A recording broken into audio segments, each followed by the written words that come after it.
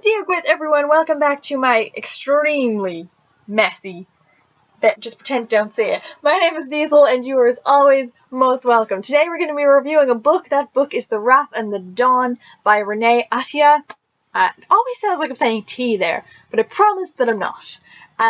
Seemingly this book was big news on BookTube, but I had absolutely no feckin' idea. Had never heard of it, had never heard anyone speak about it. Maybe I just don't watch enough booktubers. That could be it. Who knows? It just appeared on my Kindle Suggest one day, and I grabbed it and I read it, and now here we are. Let's get on with the thing. Before we begin, I just need to tell you that this book is set in Middle Eastern society. I believe it is pronounced Khorasan, which historically was a part of Persia, now known as Iran, I think. So therefore, places, names, references to objects and people's titles are in, I think, the Persian language, although there are a few dialects from around there, but considering they're calling this place Khorasan, I think therefore it is the Persian language.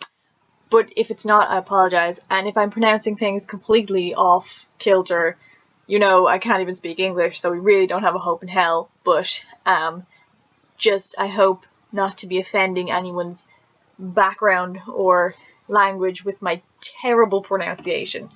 I'll digress. So, what's it all about? Well, the book follows the life of 16-year-old Shahrazad, who lives in a kingdom that is filled with sadness and horror. Every morning at dawn, a new family, dozens and dozens of families, suffer the incredible loss of a death of one of their daughters. This is because the ruler of the land that Shahrazad lives in, his name is Khalid, he is the Khalif of Khorasan. That was a lot of pronunciations that I hope I did right. Each night takes a new bride, and each morning has her executed at sunrise. So naturally people are suspicious when 16-year-old Shazi volunteers to marry Khalid. But of course, Shazi has absolutely no intention of getting herself killed, so she goes into all of this with a clever plan to stay alive as long as possible so that she can avenge the death of her best friend who was killed by Khalid, along with the countless number of girls who have also suffered at his hands. However, when she gets there, things of course are not really what they seem, and to add to the pressure, she maybe sort of kind of a bit finds herself falling in love with her best friend's murderer. Because of this, she becomes determined to find out why everything happens the way it happens and how to break the cycle for all time. Now that you know what it's about, and I have hopefully not butchered a language that is not my own, let's get right to the points.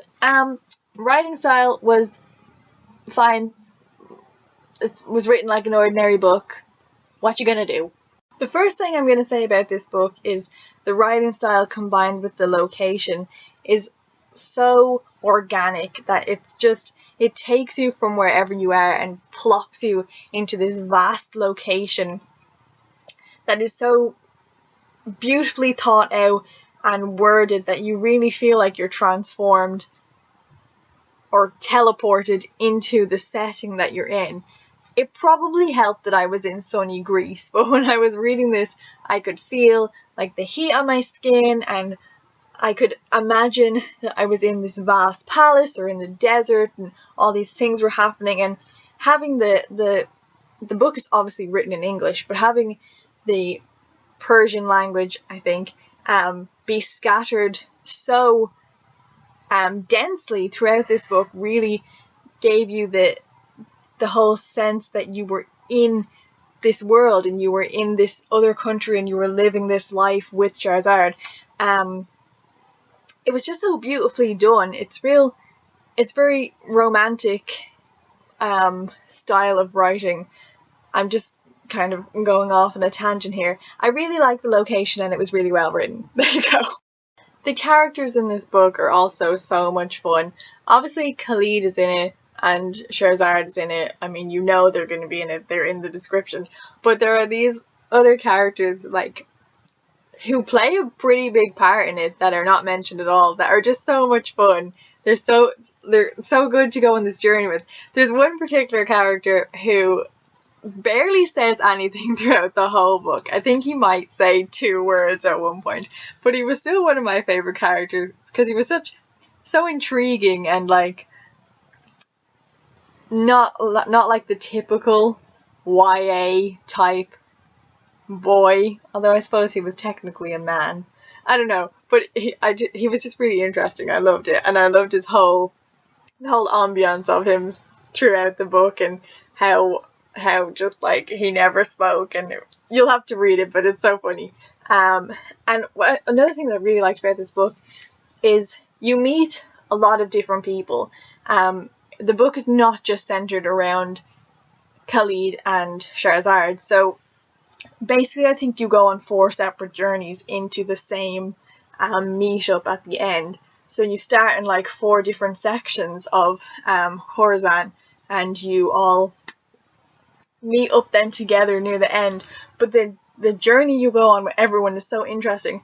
There was one plot that I found really confusing and just thought it was kind of unnecessary, but then I guess according to like some of the climax parts it does make sense, but at the time it really didn't.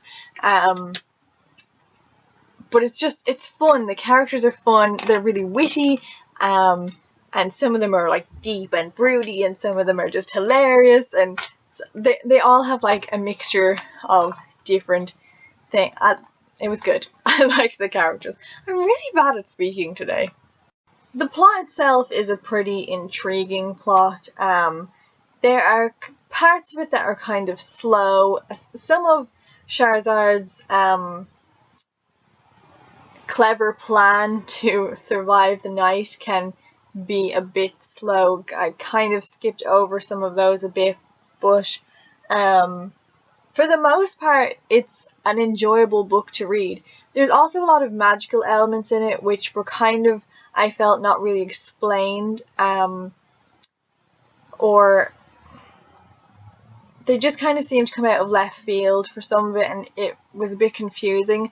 But overall I really enjoyed the book, and the journey that you go on with the characters, having them carry you along, just kind of makes you forget the slow parts of the plot. Like you're too busy getting to know them that you kind of don't realize that the plot is progressing gradually, but it's a good book. I definitely would recommend it. I will be continuing on with the next series. In fact, when I finished the first one, there was an extract of the second one at the back.